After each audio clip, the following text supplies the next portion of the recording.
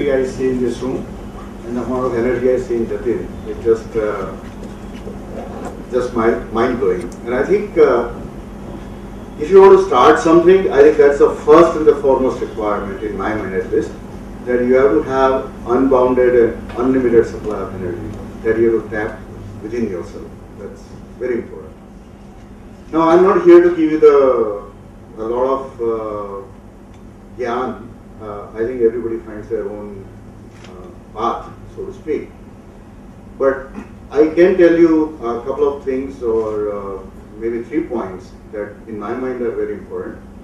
And more than me giving you the gyan, I would rather have you guys ask me questions if you haven't. Because I think that way probably you'll get much more out of this session than me just sitting here and giving a very boring, sleep-inducing lecture.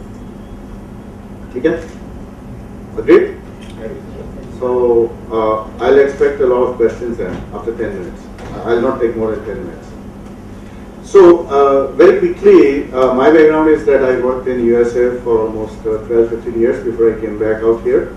I was one of the co-founder of a company called Lazy Systems, even in USA back in mid-80s. And that kind of got me going on the ideas of the startups. And when I came here, I started another company, and after that, e-infochips I started in '95. So I'm an old duffer, but that unbounded and unlimited supply of energy is still there. I still have fun. I go out. We are about 1,900 engineers, and we do a lot of interesting work in the engineering side, all the way from chip design to the product design. Products being things like digital video recorders, set-top boxes, surveillance cameras, and so on and so forth. So that's pretty much my background.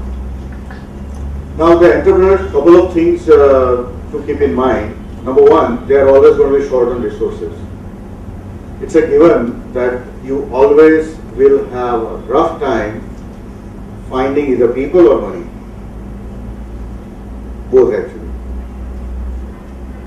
And that's why the only thing which will come to your aid and assistance is really that energy that I talked about and the belief in you and the ability to convince. If you listen to Jatin, basically he's a sales guy.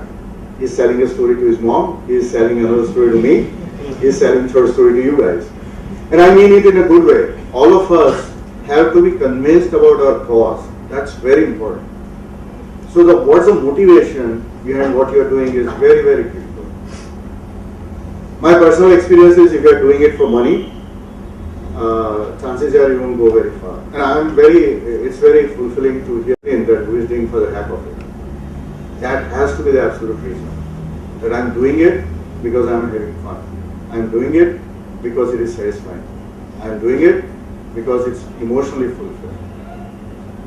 It's all about emotions.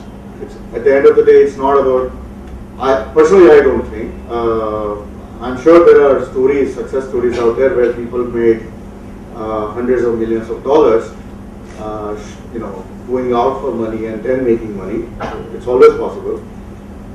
But if I read the books about Steve Jobs or Bill Gates or whoever, right, all the way from Jatin and me to Bill Gates, it's a passion. Therefore, you must find out what is it that motivates you to be an entrepreneur. I think it's very, very important to know that. And you have to be absolutely brutally honest with yourself. Be up in the front of the mirror and ask that question. And be brutal to yourself in terms of honesty. That's very, very critical. Because if you can't be honest to yourself, who are you going to mislead? Who are you going to mislead? Yes. Yourself. So always remember that. Second thing, lot of us come from technology background in one form or the other. Is that accurate? Yes. And therefore we will fall in love with technology. And we not necessarily think about the customer or the user. But it's very important to put the user first or the customer first. only then whatever product or services you are selling will flourish. You don't have to teach email to anybody. All the grandmothers and grandfathers and uncles and aunties, everybody learn the emails and Skype on their own. Because it solved a real problem for them. And I have done plenty of this. There is a saying that I love, that when you are a hammer, everything looks like a nail. Kuch bhi dekha, hammer lagao. And that's a very dangerous mindset. So be aware of that. So number one, what motivates you? Number two, look at the problem from customer's point of view. I can come up with a cloud-based hospital management system, for example, right? Who is going to use it? How are they going to use it? In rural areas, will the bandwidth be available or not? And so on and so forth. Because at the end of the day, an enterprise flourishes if it solves the business problem of the real world with a technical solution. So knowing the business pains, knowing the business problem is very, very important. If it doesn't exist, maybe you have to create the business problem first. A lot of people have done that. Notably Steve Jobs. He created a business pain. The pain might be emotional. If the next guy has iPhone, I have to have the iPhone. But you have to have that pain to solve. You go to a doctor only when you have pain. Unless he is your dad or uncle. That's a different story. But normally you go for a professional visit, not for saying hi, I'm here. Am I right? You go only when you have pain. And then the doctor alleviates the pain, hopefully. Not all the time, but hopefully alleviates the pain. So always keep that in mind, that whatever your ideas, if you want to make sure that it succeeds in the long term, then you have to have a solid value proposition or something which solves a business problem or a customer thing. And if you can get to validate that with a potential customer, so much better. Okay. Third point I would like to make is that it's always better to be a big fish in a small pond than a small fish in an ocean. When mobiles come out, everybody wants to make a mobile. When laptops come out, everybody wants to make a laptop. When the tablets come out, everybody wants to make a tablet. But please understand that so does 500,000 other entrepreneurs, and more importantly, top 100 companies of the world. So where do we stand a chance in that? And again, I am speaking from a personal experience. There are going to be smart guys, and there might be some of you who actually make a success out of it. So everything I say here, it's not a God-given truth. These are my personal experiences and my personal opinions. Okay? So it's always better to have something which is different than others, and you can be a big fish in a small pond. And then once you grow, you can try to get in a bigger pond and there it can be.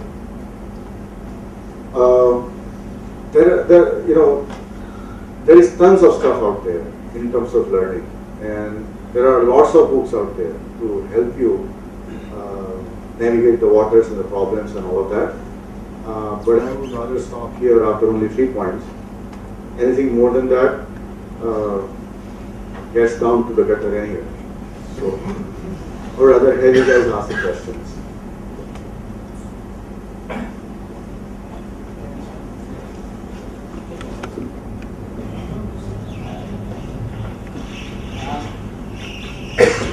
If I am not wrong, they just started a company in Ahmedabad in 90s. Yes. Yeah. So, what do you think the Gujarat position as a pure technology company? I mean, I don't think that people who are coming from the states of choose a Gujarat or say Ahmedabad as a starting a technology company. I was, after 20 years or 15-20 years, I was satisfied with the decision that you started a company in Ahmedabad. Okay. So, everybody got the question? The question was, there are too many technology companies in Ahmedabad. The scenario is not very encouraging, and you came down to Gujarat and Ahmedabad 15 years ago. Are you happy with your decision? Is that? Yeah. So the answer is I am absolutely happy, very content, for several reasons, and I'll go through one by one. Number one, I came back from USA to Ahmedabad and Gujarat for a very specific reason of doing something in my chosen field of profession. That was my main, the first thing I talked about is what is your motivation, what do you want to do and why. You have to be very clear about that, right? So in USA I was designing microprocessors, Intel processors, and at some point in time I started asking myself, ये 16 bit कर लिया, 32 bit हो जाएगा, 64 bit हो जाएगा, 128 bit हो जाएगा. There is no end to that technology, right? Is that what I want to do with my life? Or do I want to do something which is emotionally fulfilling? Just like what Jatin was talking about, right? Giving over 2 lakhs of money, that's a phenomenal sense of achievement when you do that. So I wanted to have that sense of fulfillment in life, sense of achievement. And the reason I came back to Ahmedabad was, that was for my homeland. I didn't move to India or Ahmedabad or Gujarat for making loads of money. Because in the 90s you can make a lot of money in USA.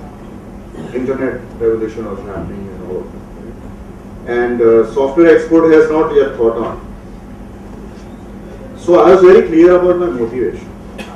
That I am going to go back and I want to start something in the area that I am in and give it a shot. Of course I didn't know whether I will be successful or not. As a matter of fact, it sounded a pretty stupid idea. To go and start something in technology where there is no talent available, there are no customers, there are no consultants. Nothing in other words. So how are you going to grow? And that's where the first thing we talked about, the energy and conviction is very, very important to make it go off your idea. I think that's very important. So, and that's why I talked about emotion. Emotional fulfillment, what drives you? Place is not that important. Place is important, so it depends on your goal. Correct? If my goal is to grow $1 billion company, it's going to be hard doing that in Ahmedabad. But can we do a 100 million? Can we do a 50 million? We have. It's doable. Takes a long time, it takes 15 years. But it's doable. But again, you have to have the persistence, you have to have the patience, you have to have that emotional reservoir to feed you energy on a daily basis. Otherwise, it's very easy to get tired and just throw it for That's the most easy thing to do. Pack up the bags and go back. Does that answer the question? Yeah. I wanted to ask you. Please. How did you build your initial team, and how how did you retain them in your difficult times? With great difficulty. How did I build my initial team? With great difficulty, and that's an honest answer. Just like you sell the story to your mom, I sold the stories to the first few guys. Also, sometimes you find the right talent with a very similar mindset. And I think you have done the same thing, you and Parth and third gentleman, I'm sorry I forgot his name. You have the same ideology and you think the same way and all of that, and that bonding happens, and then you are able to create something out of nothing, so to speak. So, out of the initial team that we formed 15 years ago, I have only 2 people left. Over a period of 15 years, probably we launched maybe 1,000 careers, and we have about 900 engineers with us. And there is a lot of satisfaction. But it is, like I said, up front, it is very, very difficult to find the talent to join somebody who is operating out of, as the Silicon Valley says, out of the garage, out of their home or whatever, right? Out of an apartment. Nobody wants to join, everybody wants the security. So that's a tough one. But you have to be persistent, and you have to work hard, and you have to find the similar, people with the similar ideas. The other thing which we did a lot differently is back in '95, the stock option program was not very well known. Even today, it's not well known in Ahmedabad. In Bangalore, it came into fad in late '90s and probably went out of fashion in the next 5-6 years. But I had seen the ESOPs working in Silicon Valley, and from day number one, we had a stock option program. A lot of people came into e-infochips and a lot of people went away. But even after that, almost 15% of the company will be held by people. If the original founders had stayed back, probably half of the company would have been owned by the people. A lot of them went to USA here and there and all of that. So all of that ESOPs went west and came back. But that partly answers your question also. How do you find the initial people? You have to sell, you have to make them, in a certain sense, partners in crime, if you will. You have to sell in the big dream, you have to dream big, and then also showing the value that stock options or the stocks can be a lot more money down the line if you succeed. There are these two gentlemen who joined with me. Probably they are worth $2 to $3 million today, sitting here in Ahmedabad. And if the initial team of 10 had said, probably we would have seen about 10 people who have made that kind of money. But that requires persistence, that requires belief. What was the size of that team? About the first 3-4 years, we were about 10 people. Now people come up from main team, core team, and they are actually going and setting up their own companies. So how they are actually tackling, because they know every core value of your company and every detail, minor details, and they are actually going to set up their own company. So how do you actually tackle with all these issues? So that's a circle of life, right? Actually, I'm happy that's happening. I just wish that they become much bigger. So I don't have the accurate count, but probably there are 12 small companies that have been born out of e-infochips. Obviously, they know our business, but it's not about, as I keep saying, right? It's about your motivation, what you want to achieve. If your goal is that I'll start a company in 3 years, somebody will acquire me, chances that you won't go too far, and that's what happened with one company. You also have to have the acumen and the execution and the ability to scale up. Unfortunately, they all are between 10 people to 20 people to 25. And that's a Gujarati entrepreneur buzz also, right? So it again depends what's your motivation, what you want to achieve, and all of that. If I'm happy with 10 people and making 60-70 lakh rupiah profit, I'm happy, then you'll stay at that level. But if you want to make a $20 million company, then you have to think differently, you have to think big, you have to act more professionally, you have to part with the money, all of that happens. So that's a long story, but I think there are a lot of ingredients which go in making you a successful person. Success itself is very fuzzy word in my mind. What do you call it? So you will be very clear about that.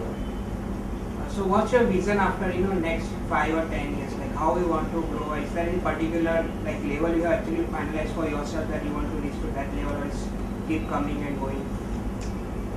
Okay, so there are two parts to that answer. One is what the industry calls a soft answer, which is a larger, longer lasting vision. So there is these other two founders that I talked about and a bunch of other guys. When we started, we sat down for 2 days and said, what do we want to be? So we came out with a vision statement of the company. Now, for startup, I don't think all of this is necessary, by the way. Once you get to a certain level, then you can do all of that. But the vision statement becomes a guiding compass, if you will. So we said that we want to be an innovative company, innovative technology company that transforms the society by creating leaders and generating and distributing wealth. So that's an overall guidance that we want to be innovative, we want to be in technology, we want to transform the society one way or the other, And that part is yet to come after 15 years. We do some of it, but not to the extent I would like to see. And create a leader. So internally we have a lot of training programs on how to manage, how to be a leader, soft skills, life skills, all of that. So that is at the cloud level, right? This is true regardless of whether it's 2 years, 5 years, 10 years, 20 years. Then we also have defined core values. Core values are the values which are going to stay in place whether you are there or not. And again, this helps when you achieve a certain mass and momentum and size, not necessarily for the startups. But core values again define the behavior of the organization and the people. So the first core value we have is a customer first. Second core value we have is a disciplined execution. Third core value we have is embracing impossible challenges. Fourth core value we have is self-learning. You continuously have to learn till you die. That's what I believe. All of us have to learn. The minute we stop learning, we are dead. And the fourth is serving the society with technology. These are the 5 core values.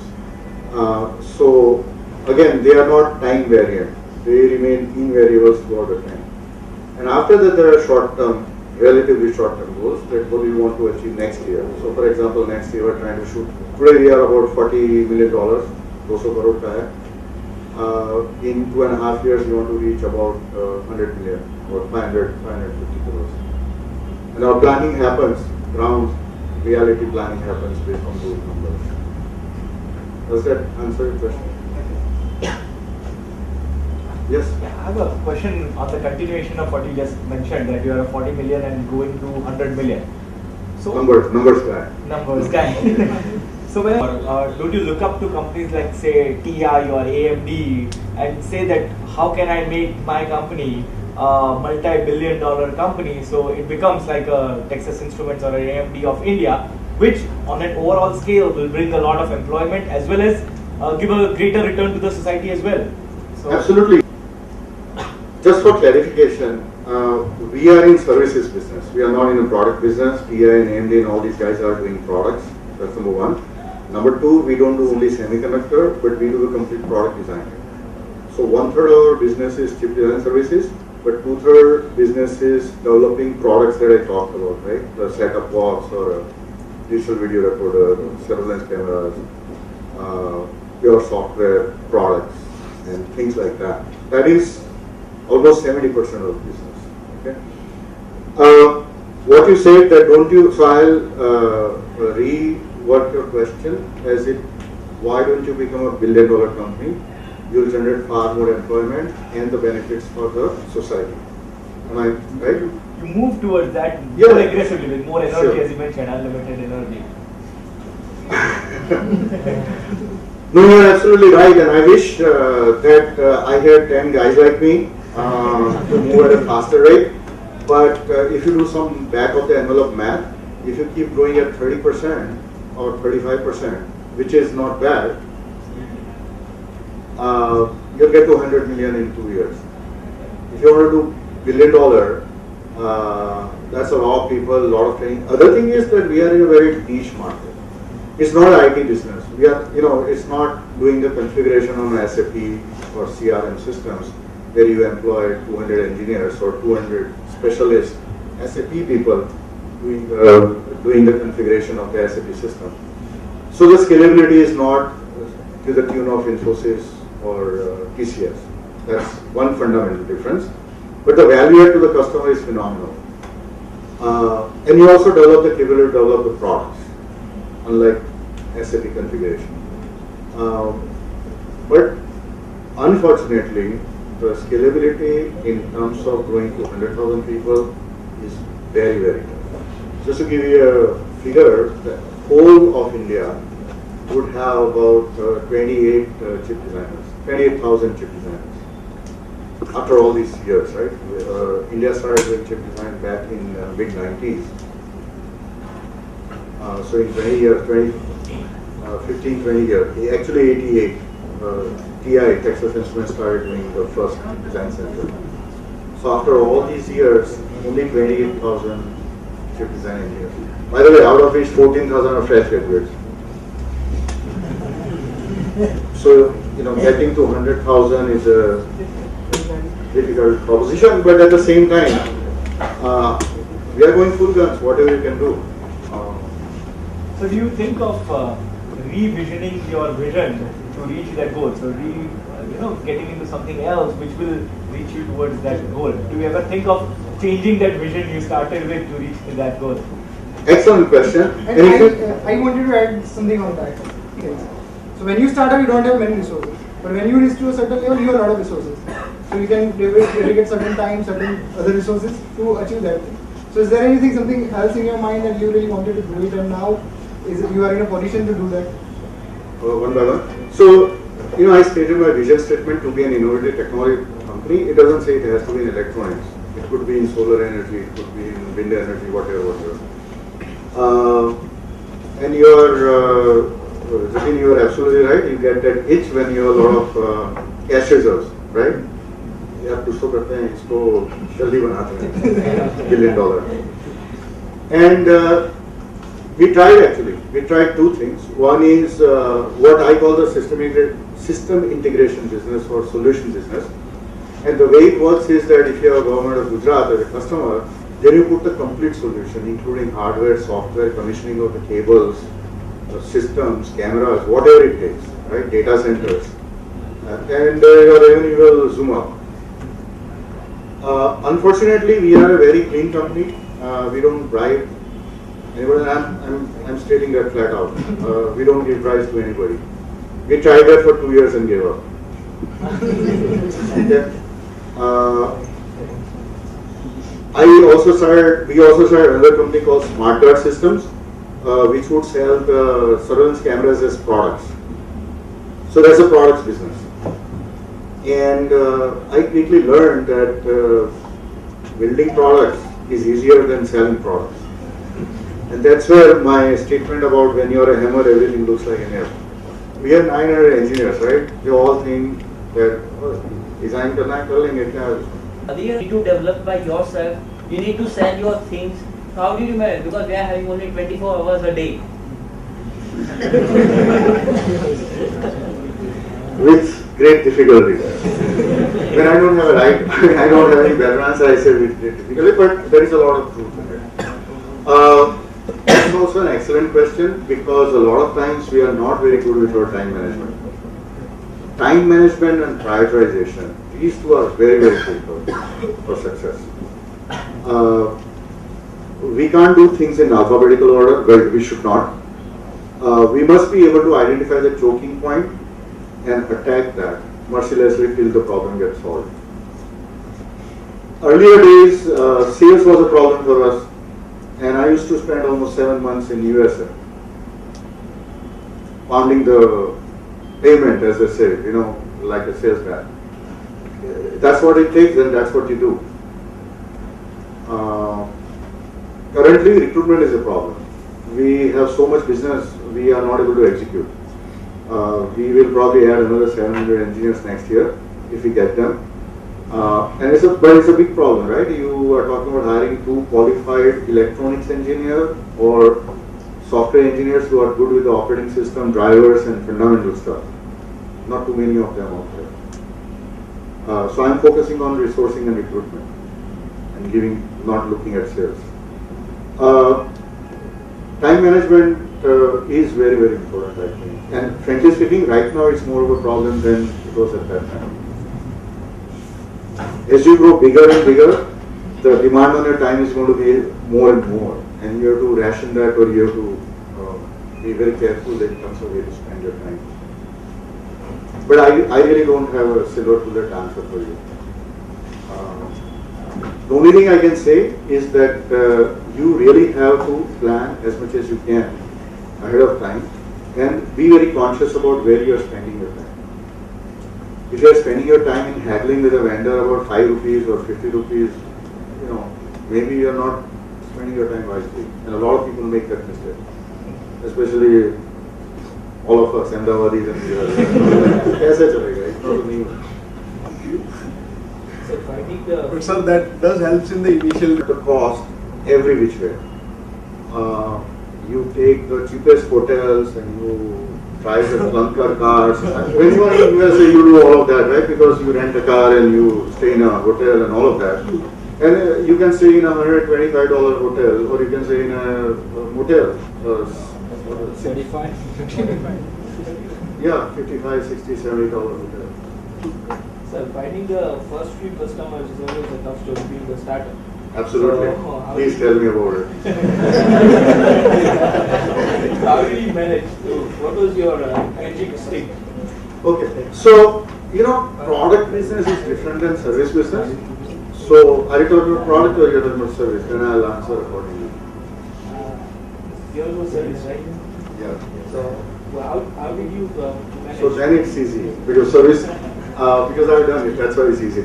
See, service business is always built upon references, the kind of work you have done, and relationships. If you have known people, so by the way, very interesting thing I did. शुरू में धंधा नहीं मिलता था, like you said, कहाँ से लाए? So what are the other companies doing? What did Infosys do? What did there was a company called Mastech in Bombay, right? So I actually took out a bunch of IIM guys as interns, and we did a market research on how the service companies flourish. Where do they get their business?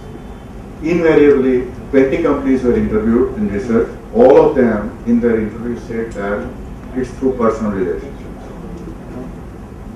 If you know people who are going to trust you, who have comfort and confidence that if they give you something, you will deliver, that's how you start. Your first piece of business, your second piece of business, third piece of business. You take their video testimonials and go into a similar size or similar type companies and replicate the success. Product has a different formula. What's the formula for the product? So you have a lot of product guys there. Yeah, service is a ugly business. Product is different because in product the competition is going to be, see, couple of things. If you look at the products are going to be either hockey stick, they burn money in the beginning and then you are successful, or you go bankrupt. This is what happens in USA. Here you can hang on for a little bit longer because the staying power is much higher because you are spending in rupees, but nonetheless it will happen. Service company, you don't grow like a hockey stick, so no very phenomenal successes overnight. It's slow and steady. And by the same token, if you don't do well, then you have a tendency to go down very gradually or marginally. And in product business, the reason the hockey stick happens is because competition is going to be absolutely fierce. Product is going to stand on its own merit, not on the relation. In the sales cycle, relationships are still very important, but product has to sell itself to a certain degree. In service business, you have to basically sell your people, the competency, but more than that, yourself, right? That whether the guy is able to trust you or not.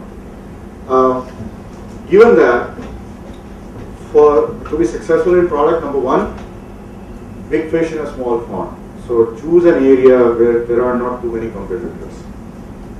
Number two, create the differentiators. Be sure that your product, your portal or whatever is somewhat different than other people.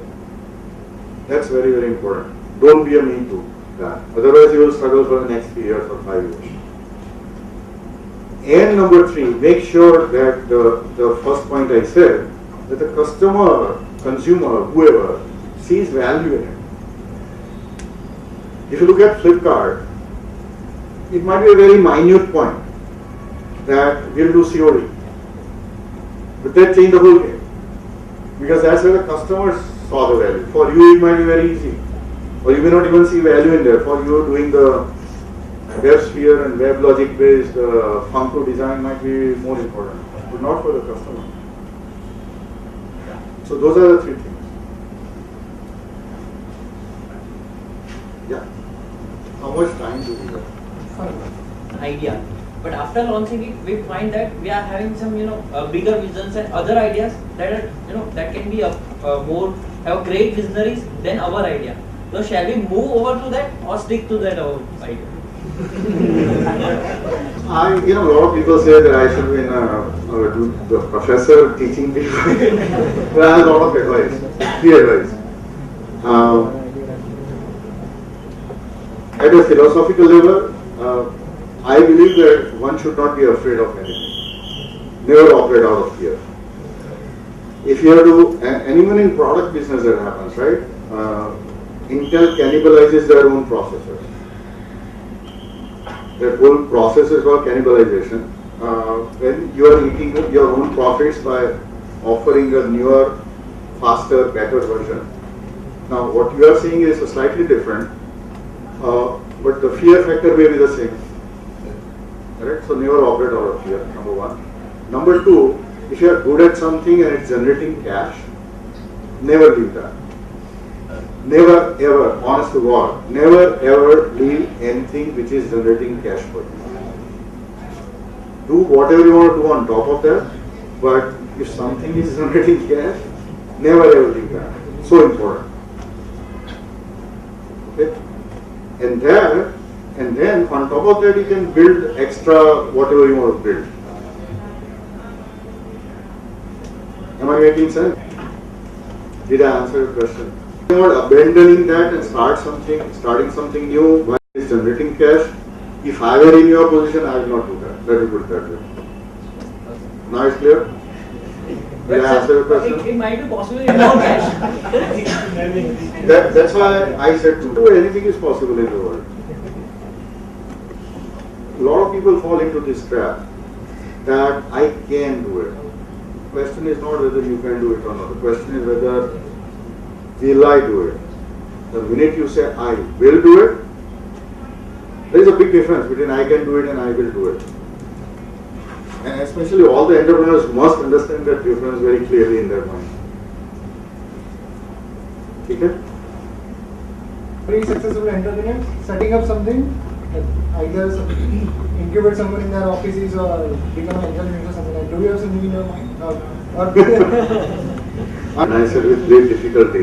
So, by the way, I have done that. Out of the company, we have invested $250,000, $500,000 here and there in half a dozen different companies. So there is some chance for some of us. I'll be very clear and unequivocal. Right now, really, there is no time whatsoever in getting involved. Sorry about that. Sir, Last question. in your company, like when you will move on? Okay, so that question is okay. My experience is that first of all, there is always a raging debate whether the leaders are born or whether you can acquire leadership as a quality, which is a very fundamental question. My view, this is my personal opinion, I think you can acquire leadership as a quality. You don't have to be born with that. That's point number one. Point number two, you can teach people only. You can teach only those people who want to learn. Now this sounds very silly and simple, but trust me, in real life there are a lot of implications of this. Having said that the leadership can be acquired, people can be trained to become the leaders. There are certain set of things that can be done, which will turn them into successful leaders. Leading from the front is always very important, at least to me in my mind. That you must have your hands dirty, you must be hands-on, and you must be in front of the troops, not behind the troops. But that's a long discussion. In 30 seconds, whatever I can say, I have said. So leadership is all about leading from the front in my mind. Leadership is about solving the problem. Leadership is about motivating people, and leadership is about showing the path. And all of these are acquirable. You can acquire them as quality. It will take a long time, but it's doable. A lot of these, without the background sounds very arbitrary, esoteric, out in the cloud kind of thing. But any of you want some advice, I'll be more than happy to this best advice, not an issue. It will be my pleasure to mentor some of you or whoever wants to be mentored. Okay? Thank you very much for inviting me.